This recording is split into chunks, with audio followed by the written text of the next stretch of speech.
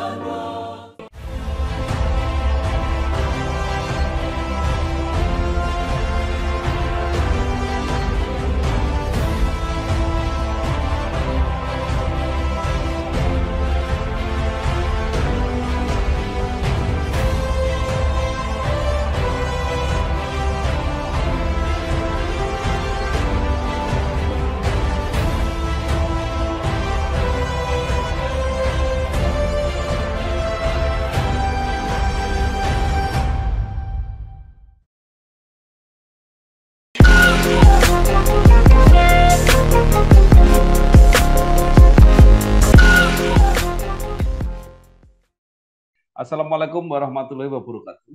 Bersama saya Bambang Sadono di kanal Inspirasi untuk Bangsa. Mudah-mudahan kanal ini selalu bisa memberi inspirasi, motivasi, dan edukasi. Syukur bisa membantu mencari solusi.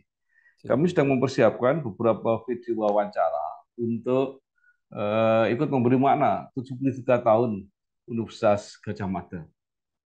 Dan hasil wawancara ini akan kita bukukan, menyusul buku yang sudah pernah kita bukukan sebelumnya.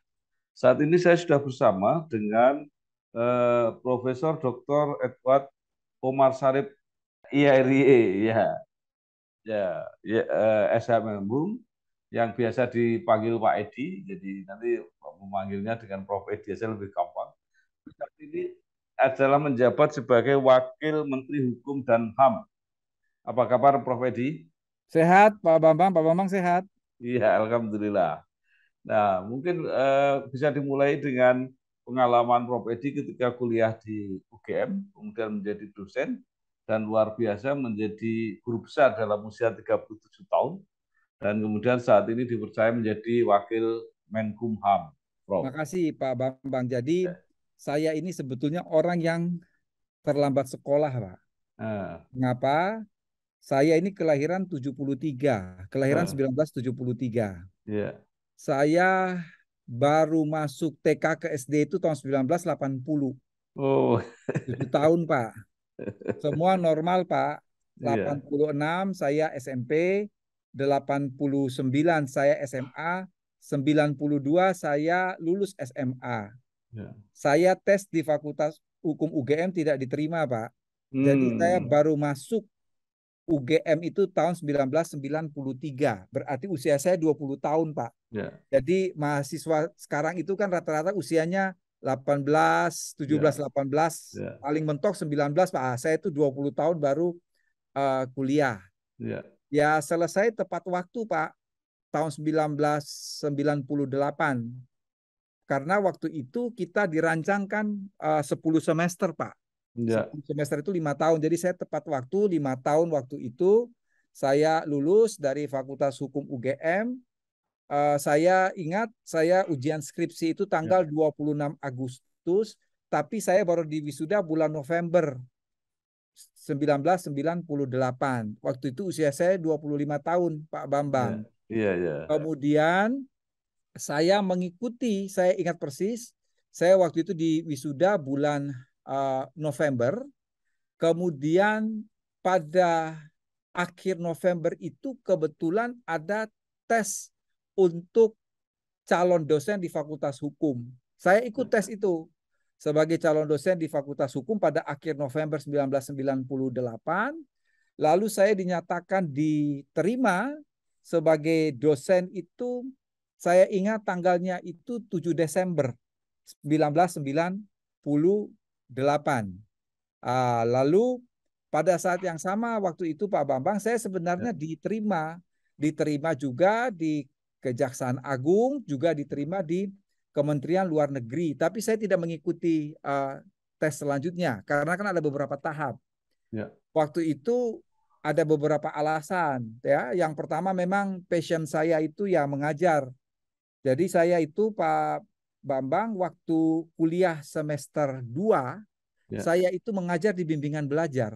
Oh. Ya, jadi memang passion mengajar itu sudah dari saya mahasiswa. Itu saya sudah jadi dosen pun saya masih tetap mengajar di bimbingan belajar. Ya. Jadi saya itu 7 tahun di bimbingan belajar sampai saya Ya. diterima tahun 98 sebagai dosen, saya masih mengajar sampai tahun 2000 karena Ya. padat. Lalu kemudian saya berhenti mengajar di bimbingan tes. Ya. Saya terhitung sebagai itu alasan pertama memang passion mengajar. Yang kedua ini kan saya merawat ibu saya itu kan kena stroke tahun Ya. 1998. Saya hanya berpikir begini, kalau saya di Kementerian Luar Negeri, penugasan di luar negeri, siapa yang akan Ya. merawat ibu saya?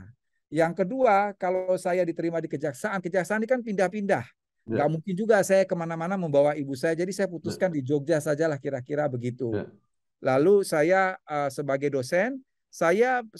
dosen itu terhitung 1 Maret 1999, Pak Bambang. Ya. Hitung 1 Maret 1999, jadi kalau sampai dengan saat ini berarti sudah 23 tahun.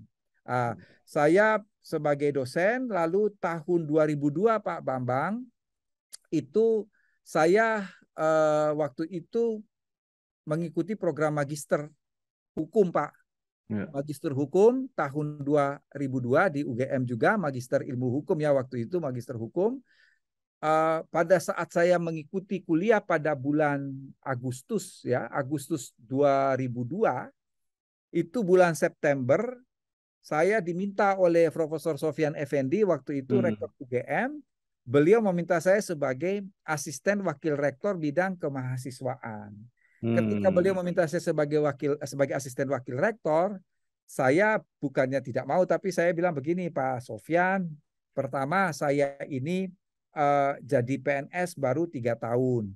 Yang Hmm. kedua saya ini baru saja diterima di sekolah Magister Hukum UGM untuk S2. Tapi beliau jawab bahwa kan persyaratan jadi asisten wakil rektor itu hanya PNS dan dosen UGM, nggak ada persyaratan yang lain. Jadi sudahlah saya, oke baik Pak, saya membantu beliau. Jadi saya membantu beliau itu 5 tahun. Ya. Saya membantu beliau 5 tahun dan pada kesempatan ini Pak Bambang, saya ingin mengatakan kepada Pak Bambang, saya banyak belajar dan itu saya merasa manfaatnya ketika sekarang duduk sebagai seorang birokrat ya, Ya. sebagai seorang pejabat negara, bahwa Profesor Sofyan Effendi itu memberikan ilmu bagaimana memanage ilmu manajemen yang beliau praktekkan sebagai rektor itu sangat luar biasa ya. Jadi beliau mentradisikan ada rapat pimpinan. Rapat pimpinan itu diikuti oleh rektor, wakil rektor, para asisten wakil rektor, kepala biro dan lain sebagainya. Itu yang pertama. Yang kedua, setiap putusan yang beliau ambil itu beliau pasti merundingkan secara matang dengan para bawahan. Dan yang ketiga yang selalu terpatri dalam benak saya yang diajarkan oleh Profesor Sofyan Effendi itu adalah bagaimana kepemimpinan kolegial. Jadi apapun hasilnya beliau tidak pernah mendaku bahwa itu hasil beliau sebagai pribadi, sebagai rektor, tidak. Beliau mengatakan itu adalah hasil kerja kita bersama. Itu yang sampai sekarang yang saya mendapatkan suatu pengalaman yang paling berharga yang tak ternilai ketika saya mendampingi beliau sebagai asisten wakil rektor bidang kemahasiswaan. Dan waktu itu Pak Bambang, saya ini adalah asisten 3WR. Asisten 3WR, saya masuk waktu itu tahun 2002 sebagai asisten wakil rektor. Waktu itu wakil rektor dijabat oleh Profesor Edi Martono, guru besar Fakultas Pertanian. Karena satu dan lain hal, Profesor Edi Martono dijadikan sebagai direktur, sebagai wakil direktur pasca. Wakil rektornya diangkat Profesor Zainal Bahrudin dari Fakultas Peternakan tahun 2003. Tahun 2005, Profesor Zainal Bahrudin ini diangkat sebagai Inspektur Jenderal Kementerian Pertanian, lalu diangkat Pak Hairil Anwar waktu itu sebagai wakil rektor. Jadi saya ini asisten 3WR waktu itu, Pak.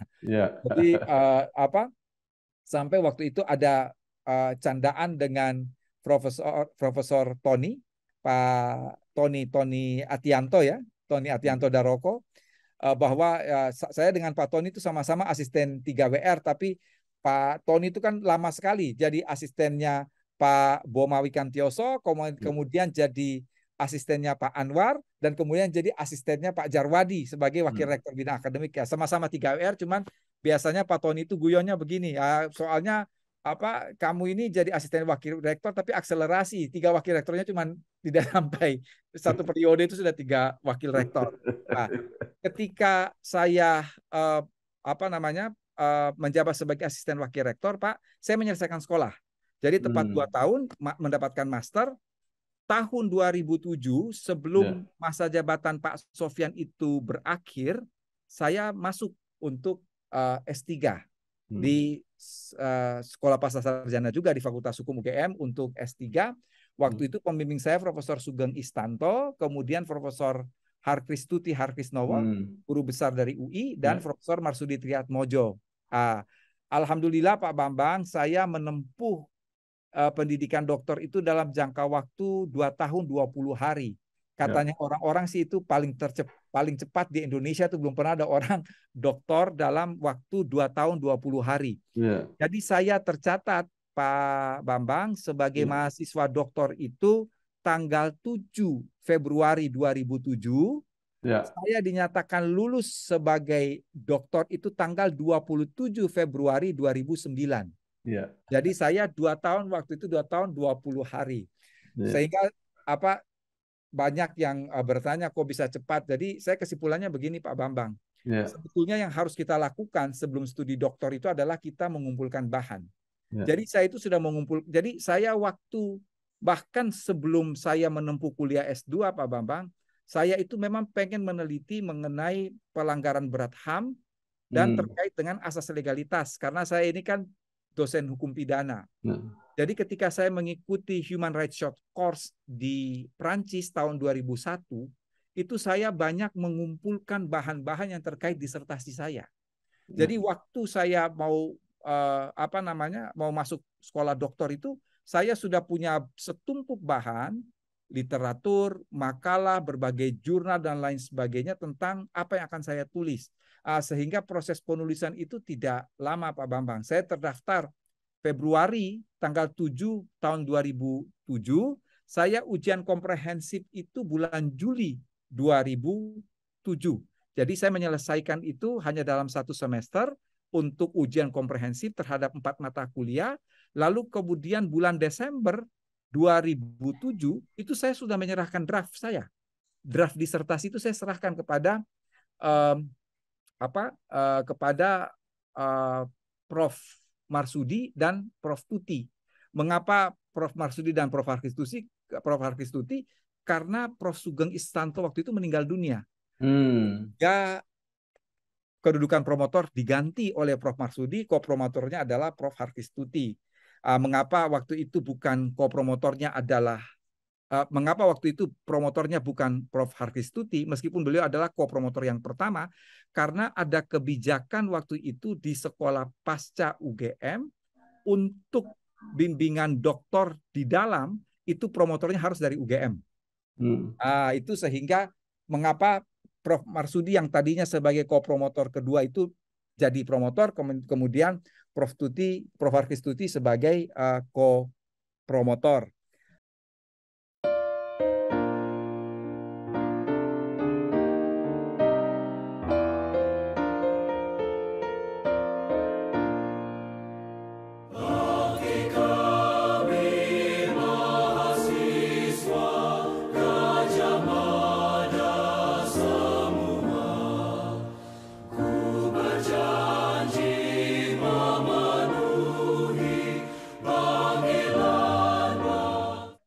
Selesai itu kemudian saya 6 bulan kemudian, Pak Bambang, saya diusulkan untuk guru besar, jabatan guru besar.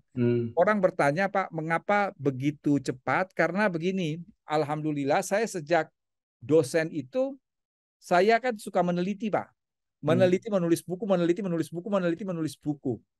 Untuk penelitian ini, saya pertama terlibat dalam suatu penelitian yang skala nasional ini saya harus mengucapkan terima kasih Pak Bambang kepada beberapa orang. Antara lain adalah kepada Profesor Pratikno yang sekarang menjabat sebagai Mensesnek. Saya pertama kali diajak untuk ikut penelitian itu justru oleh beliau. Jadi waktu itu beliau bersama-sama dengan almarhum Profesor Cornelis Ley dan Mas Ari Dwi Payana yang sekarang menjabat sebagai koordinator staf khusus Presiden. Saya waktu itu diajak penelitian mengenai otonomi daerah, tapi berkaitan dengan undang-undang otonomi daerah waktu itu karena ada euforia otonomi daerah dengan studi kasus Bupati Sampang waktu itu dan Bupati Buleleng. Itu kita menangkan riset unggulan terpadu. Pada saat yang sama juga waktu itu saya diajak oleh almarhum Fajrul Falah untuk melakukan penelitian mengenai reposisi TNI Polri. Kemudian berkali-kali Prof. Marsudi dan saya memenangkan beberapa penelitian, termasuk penelitian yang paling bergengsi itu kan adalah riset unggulan terpadu. Itu Prof. Marsudi dan saya memenangkan untuk 3 tahun waktu itu mengenai regulasi dunia maya. Dan banyak sekali penelitian, dan kemudian hasil penelitian itu, Pak Bambang, tidak hanya menghasilkan buku, tetapi menghasilkan mata kuliah. Jadi ketika kita melakukan penelitian dengan almarhum Fajrul Falah dan Profesor Eni Nurbaningsi yang sekarang menjabat sebagai Hakim Mahkamah Konstitusi, juga dengan Profesor Sigit Rianto mantan Dekan Hukum, juga Profesor Markus Priyogunarto, kita melakukan penelitian reposisi TNI Polri, itu hasilnya adalah mata kuliah Hukum dan HAM. Dan itu sampai sekarang ada di Fakultas Hukum UGM. Kemudian ketika bersama Profesor Marsudi, saya meneliti tentang regulasi dunia maya, kita menang riset unggulan terpadu, itu melahirkan mata kuliah hukum dan teknologi yang sampai sekarang ada di Fakultas Hukum UGM. Jadi apa yang kami hasilkan oleh suatu riset tidak hanya laporan penelitian, tetapi buku dan juga mata kuliah. Ini yang mungkin Pak Bambang membuat saya ini cepat naik pangkat, Pak. Tapi saya lalu teringat, Pak, saya ingat sekali, Pak, apa yang disampaikan oleh almarhum Profesor Mas'ud Mahfud, mantan wakil rektor ketika Pak Amal menjabat sebagai rektor. Saya ingat sekali waktu saya diambil sumpahnya di Balai Senat sebagai dosen UGM waktu itu kan tahun 99, Pak. Dalam kelakar waktu itu, Pak Mas'ud Mahfud bilang begini, beliau bilang saya begini, Ed, sekarang aturannya itu gampang kok. Aku yakin kowe 10-15 tahun bisa profesor. Dan itu rupa-rupanya apa yang beliau sampaikan itu diamini oleh malaikat. Tahun 1999 saya masuk sebagai PNS, sebagai dosen UGM. 10 tahun kemudian 2009 pada bulan Desember saya diusulkan untuk guru besar. Ya, luar biasa. 2010 Iya, kemudian apa namanya SK saya turun. Tapi iya, ada satu hal yang ingin saya katakan kepada Pak Bambang, ini semua proses, ini suatu proses ya Pak. Saya mau iya. beritahu juga, mungkin orang tidak tahu bahwa 2 kali usulan saya sebagai guru besar itu sempat Hmm. dikembalikan Pak.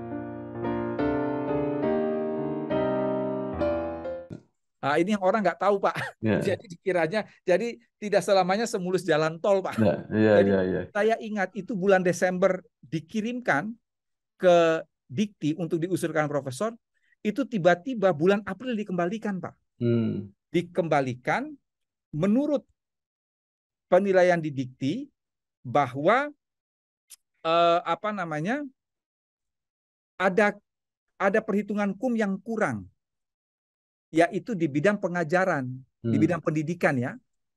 Tetapi waktu itu saya jadi alasannya begini, alasan dari Dikti begini. Selama saya mengikuti S3 dari tahun 2007 sampai 2009, seharusnya kum untuk pendidikan itu tidak dihitung. Ini yang saya protes Pak Bambang. Hmm. Mengapa saya protes?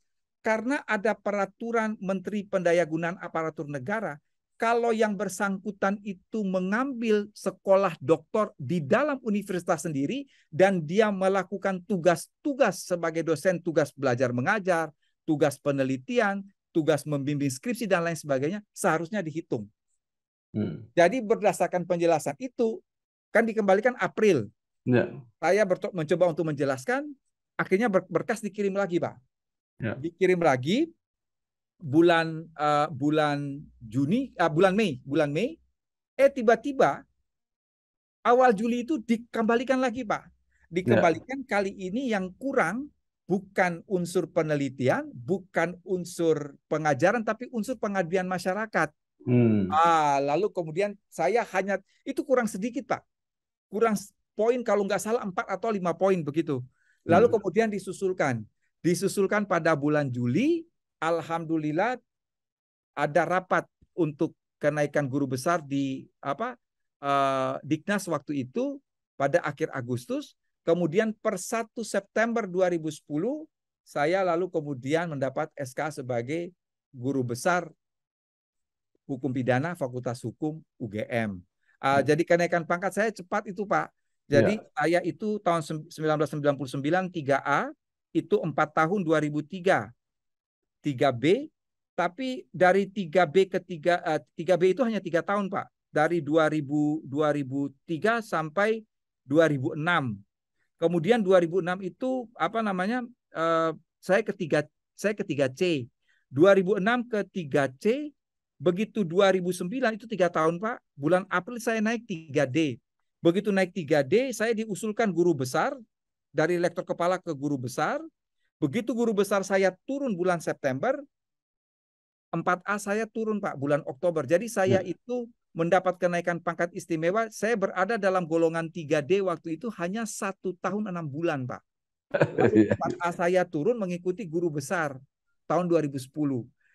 Karena kum saya melebihi di atas jauh Pak, sehingga di dalam SK itu ditulis bahwa akan dilakukan kenaikan pangkat berkala tanpa angka kredit. Jadi saya 2012 itu 4B, 2014 itu 4C, 2016 itu 4D, Pak. Jadi Ya. setiap 2 tahun itu kenaikan berkala. Sekarang saya mandek, Pak. Ya. Ini juga blessing in disguise, tapi saya syukuri, Pak. Ya. Kan 2016 saya 4D, Pak. Ya. 3 tahun kemudian, 4 tahun kemudian kan saya harus naik ke 4E, Pak. Ya. Sementara saya proses untuk 4E, tiba-tiba ini Pak, saya dapat SK sebagai Wamen Kumham. Hmm. Ada peraturan presiden terkait jabatan Wamen Pak. Ketika seseorang menjabat sebagai Wamen, maka untuk sementara jabatan fungsional itu ditanggalkan Pak. tapi tidak hilang PNS-nya. Itu sebabnya mengapa usulan 4E saya itu mandek. Karena mau dibicarakan saya tidak sedang melaksanakan tugas sebagai profesor, Pak. Karena saya sekarang sebagai Wamenkumham. Ya. Alhamdulillah sekarang ini sedang diurus karena saya sudah lebih dari 1 tahun sebagai Wakil Menteri Hukum dan HAM, maka akan ada kenaikan pangkat istimewa dari Kemenkumham untuk jabatan 4E. Kira-kira singkatnya begitu.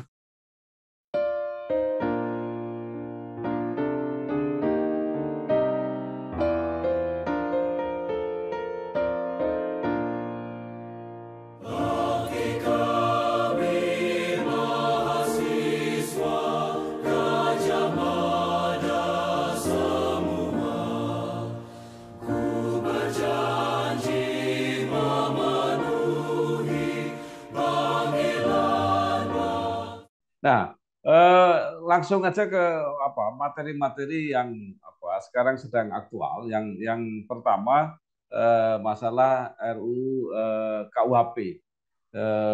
Dulu DPR sudah menganggap bahwa pemerintah setuju, sudah final sehingga sudah bisa disahkan, tapi tiba-tiba masih ada berbagai keluhan dan kemudian Presiden perintahkan lagi supaya ditampung untuk apa yang menjadi aspirasi masyarakat dan sekarang diproses lagi.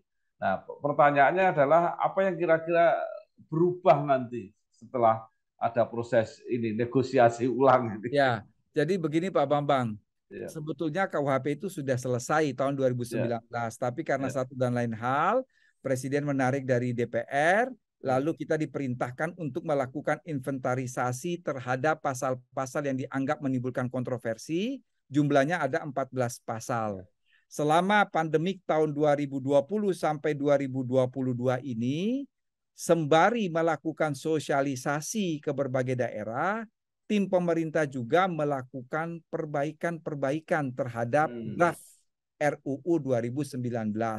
Dan hasilnya itu kami serahkan ke DPR pada tanggal 6 Juli 2022. Namun demikian, Bapak Presiden tetap meminta untuk melibatkan publik dan saya kira perintah Presiden itu konstitusional. Berdasarkan putusan Mahkamah Konstitusi bahwa dalam pembahasan suatu rancangan undang-undang diperlukan meaningful participation atau partisipasi bermakna. Oleh karena itu, sembari melakukan sosialisasi, kami melakukan dialog terhadap isi RUU KUHP, terbuka tapi terbatas. Ya. Artinya apa? Kami dengan senang hati mendapatkan masukan dari berbagai elemen masyarakat dan ini tengah digodok. Kita berjalan secara paralel Pak Bambang, secara formal melalui DPR. DPR juga sudah melakukan hearing dengan berbagai elemen, sembari pemerintah secara informal melakukan dialog publik, mendapatkan masukan. Jadi tidak menjadi soal Pak Bambang dan kami sangat senang apabila semakin banyak publik yang berpartisipasi dalam penyempurnaan RUU KUHP. Sekarang langsung aja ke Undang-Undang ITE yang dulu pernah Presiden juga mengatakan banyak pasal-pasal karet. Prof. Edi juga menulis di Kompas waktu itu. Betul Pak Bambang. Makanya saya katakan apa yang dikatakan oleh Presiden dalam arahan di depan Rapim TNI Polri, kalau saya tidak salah ingat itu pada tanggal 15 Februari 2021 itu tepat sekali, ya. Beliau waktu itu menyampaikan bahwa ada pasal karet, itu yang pertama. Yang kedua, beliau mengajak DPR untuk sama-sama untuk merubah. Yang ketiga, beliau mengatakan polisi harus selektif dalam menangani kasus-kasus ITE. Yang pertama, ketika beliau mengatakan pasal karet, dari saya yang mengkaji hukum pidana, artinya dalam bahasa hukum pidana itu beliau hendak mengatakan bahwa Undang-Undang ITE itu pasal-pasalnya multi interpretasi. Pasal-pasalnya itu tidak memenuhi lex serta bahwa hukum pidana itu harus jelas dan itu benar sekali, Pak. Itu benar sekali. Saya bisa tunjukkan bagaimana ketentuan pasal 27, 28, 29 Undang-Undang ITE sebagaimana dikatakan oleh Bapak Presiden. Yang kedua yang menarik adalah ketika beliau mengatakan bahwa polisi harus selektif. Kalimat itu mengandung beberapa makna. Yang pertama, harus ada parameter yang sama yang dilakukan oleh aparat penegak hukum ketika melakukan penindakan terhadap orang yang diduga melanggar Undang-Undang ITE. Harus ada parameter yang sama. Yang kedua, tidak boleh tebang pilih. Dan yang ketiga, kalau itu bisa diselesaikan secara damai, kenapa tidak? Nah, kira-kira seperti itu. Ya, tapi persoalannya kenapa revisinya itu nggak jadi-jadi sampai sekarang? Persis. Saya tunggu pertanyaan ini. Pak Bambang, kalau RUU KUHP itu disahkan, Ya, insya Allah pada tahun ini, ya. maka Undang-Undang ITE terkait ketentuan pidana sudah tidak diperlukan lagi. Karena Oh, itu sudah di masuk. take out dari Undang-Undang ITE, Hmm, masuk ke dalam RUU KUHP. Ya, Ya, jadi supaya kita oke. tidak dibingungkan banyak aturan.